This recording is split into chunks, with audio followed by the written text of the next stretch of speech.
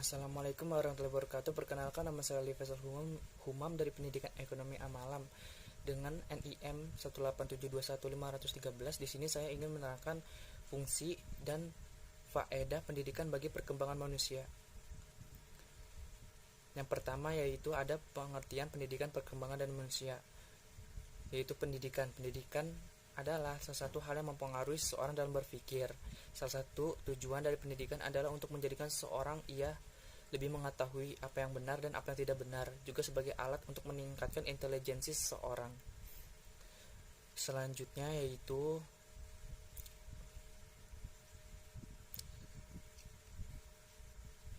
ada etimologi.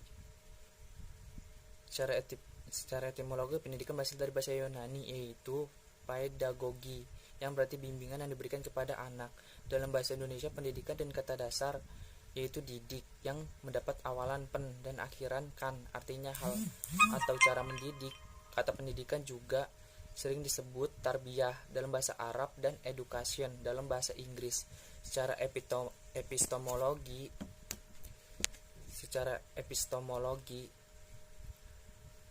pendidikan dalam usaha untuk menumbuhkan dan mengembangkan potensi-potensi baik jasmani maupun rohani sesuai dengan nilai-nilai yang ada di dalam masyarakat dan kebudayaan. Dalam hal lain, pendidikan juga dapat diartikan sebagai usaha untuk membangun kedewasaan seseorang.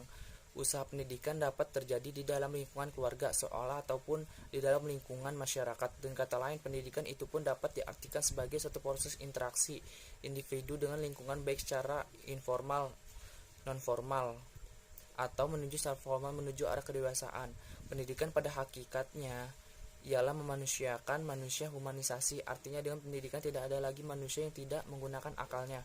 Maksudnya dengan pendidikan, seorang akan otomatis menggunakan akalnya untuk berpikir, tidak seperti binatang yang pada hakikatnya tidak mempunyai akal, akan tetapi ia diberi oleh Allah Subhanahu wa Ta'ala berupa insting. Perkembangan. Apa itu perkembangan? Pengertian perkembangan adalah proses menuju tercapainya kedewasaan. Pada tingkat seluler, perkembangan dapat berupa diferensiasi sel-sel yang baru membentuk jaringan yang menyusun organ tertentu.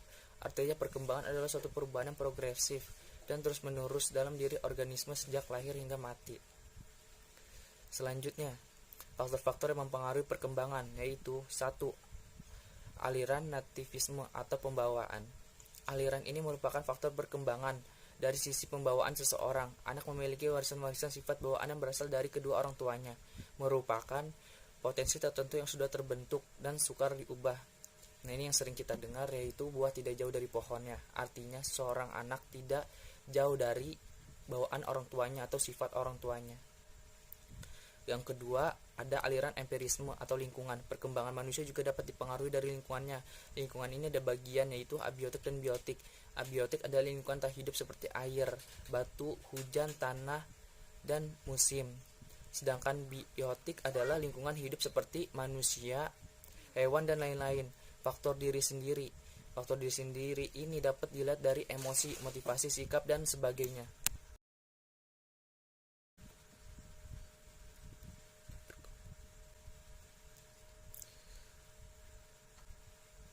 Tiga, faktor diri sendiri. Faktor diri ini dapat dilihat dari emosi, motivasi, sikap, dan sebagainya dari seseorang. Selanjutnya ada pengertian manusia menurut bahasa. Secara bahasa, manusia berasal dari manu atau Sanskerta, mens, Latin yang berarti berpikir, berakal budi, atau makhluk yang berakal budi, atau manusia menguasai makhluk lain. Pengertian manusia menurut ahli yaitu 1. Ada Socrates. Socrates yaitu adalah manusia adalah makhluk hidup yang memiliki 2 kaki, yaitu tidak berbulu dan memiliki kuku datar berukuran lebar. Ada R.B. Sentamo. Manusia adalah makhluk sebaik-baiknya yang diciptakan oleh Tuhan. Bahkan dapat dikatakan manusia ciptaan Tuhan yang paling sempurna jika dibandingkan dengan makhluk ciptaan yang lainnya. 3. Ada Agung Pepe. Manusia dapat diartikan sebagai makhluk ciptaan Tuhan yang paling sempurna, yang tersusun atas kesatuan fisik, ruh, jiwa, dan akal pikiran tumbuh dan berkembang sesuai dengan lingkungannya. Selanjutnya yaitu hakikat manusia. Menurut bahasa, hakikat berarti kebenaran atau sesuatu yang sebenar-benarnya atau asal segala sesuatu. Manusia adalah makhluk yang paling sempurna yang diciptakan oleh Allah Subhanahu wa taala. Jadi hakikat manusia itu adalah ciptaan Allah Subhanahu wa taala. Hakikat manusia, hubungan manusia dan pendidikan. Pendidikan dan manusia adalah dua hal yang tidak dapat dipisahkan. Dimanapun manusia berada pasti akan membutuhkan pendidikan. Hal ini disebabkan karena fungsi pendidikan adalah memanusiakan manusia, yaitu mengembangkan seluruh potensi ke arah yang baik.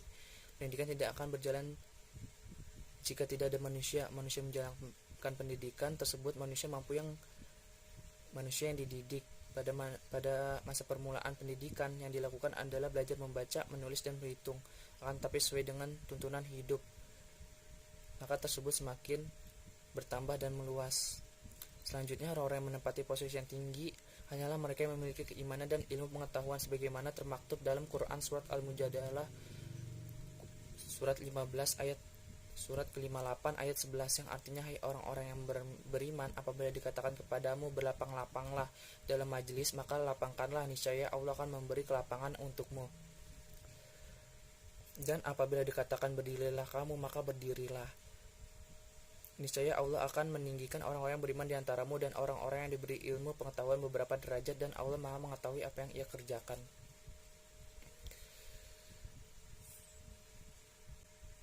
Fungsi pendidikan bagi perkembangan manusia, yaitu adapun mengenai fungsi dan pendidikan dalam masyarakat, menurut Wurajis 1988 bahwa pendidikan sebagai lembaga konservatif mempunyai tugas-tugas sebagai berikut.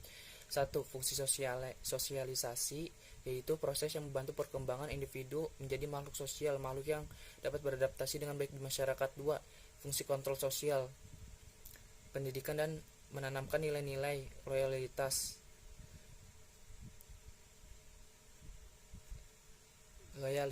yaitu untuk pendidikan untuk melakukan mekanisme kontrol sosial. Selanjutnya ada 3 fungsi pelestarian budaya masyarakat. Di samping mempersatukan budaya-budaya etnik yang beraneka ragam, juga harus melestarikan nilai-nilai budaya daerah yang masih dipertahankan seperti bahasa daerah, kesenian daerah, budi pekerti, dan suatu upaya menyalahgunakan sumber daya lokal bagi kepentingan masyarakat. 4. Fungsi latihan dan perkembangan tenaga kerja. Dalam mencari tenaga kerja, tentunya dibutuhkan pendidikan yang kuat dalam diri seseorang tersebut. Maka disinilah fungsi pendidikan, yakni sebagai latihan dan pengembangan tenaga kerja. 5. Selanjutnya yaitu fungsi seleksi dan alokasi. Proses seleksi ini terjadi segala bidang, baik ingin masuk sekolah, tingkat SMP, SMA, bahkan perguruan tinggi, semua dibutuhkan seleksi. Dengan pendidikan seseorang mampu melalui seleksi tersebut. Fungsi pendidikan bagi perkembangan manusia, yaitu 1. Memberantas kebodohan, dan pendidikan otomatis adalah kebodohan yang ada di Indonesia khususnya akan terpecahkan. Yang kedua, menghilangkan kesalahpengertian. Banyak orang yang tak berpendidikan sering berbicara tanpa berpikir lagi apa sebab akibat dari pembicaraannya. 3. Turut andil dalam memberikan corak dan arah-arah kehidupan pada masyarakat mendatang. Pendidikan juga mampu memberikan corak dan arah kehidupan mendatang dengan mempelajari perubahan zaman dengan teknologinya. Yang keempat, yaitu sistem untuk meningkatkan kualitas hidup manusia dari segala aspek kehidupan. Yang kelima, alat pembudayaan, maksudnya adalah dengan pendidikan, budaya-budaya yang mulai punah akan dikembangkan lagi karena pendidikan dengan cara belajar seni. Yang keenam, yaitu menyiapkan generasi yang cendekia. Ketika generasi bangsa ini cendekia atau pintar-pintar, maka mereka akan membawa harum nama bangsa dan negara ini. Dengan perkembangan iptek sekarang ini, utamanya dalam bidang transportasi, telekomunikasi, informatika, genetika, biologi molekul, serta bioteknologi, sangatlah mengesankan jika ada beberapa olimpiade dari hal-hal tersebut. Salah satu perwakilan Indonesia mampu mendapatkan medali. Hal inilah yang dimaksud dengan cendekia. Selanjutnya,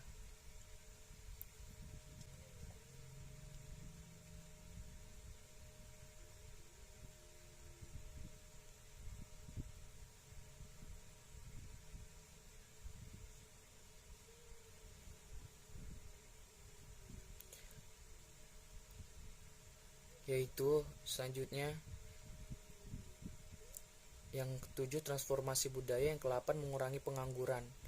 Nah, kesimpulan yang terakhir yaitu pendidikan adalah usaha manusia untuk menumbuhkan dan mengembangkan potensi-potensi pembawaan baik jasmani maupun rohani sesuai dengan nilai-nilai yang ada di dalam masyarakat dan kebudayaan. Perkembangan adalah suatu perubahan yang prosesif dan terus-menerus di dalam organisme sejak lahir hingga mati. Manusia adalah makhluk yang memiliki dua kaki tidak berbulu, dan pikiran tumbuh dan berkembang sesuai dengan lingkungannya. Dimanapun berada pasti akan membutuhkan pendidikan. Hal ini disebabkan karena fungsi pendidikan adalah memanusiakan manusia, yaitu mengembangkan seluruh potensi yang ada, karena lebih baik pendidikan tidak akan berjalan baik jika tidak ada manusia dan manusia yang didik. Adapun fungsi pendidikan perkembangan sebagai berikut, yaitu 1. Memberantas kebodohan, 2. Menghilangkan kesalahpengertian, 3.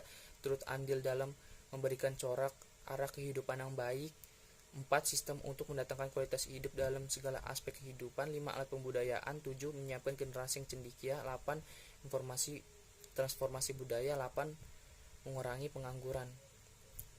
Itulah sekiannya dari saya, kurang lebihnya mohon maaf. Saya ucapkan terima kasih. Wabillahi taufiq wal hidayah. Wassalamualaikum warahmatullahi wabarakatuh.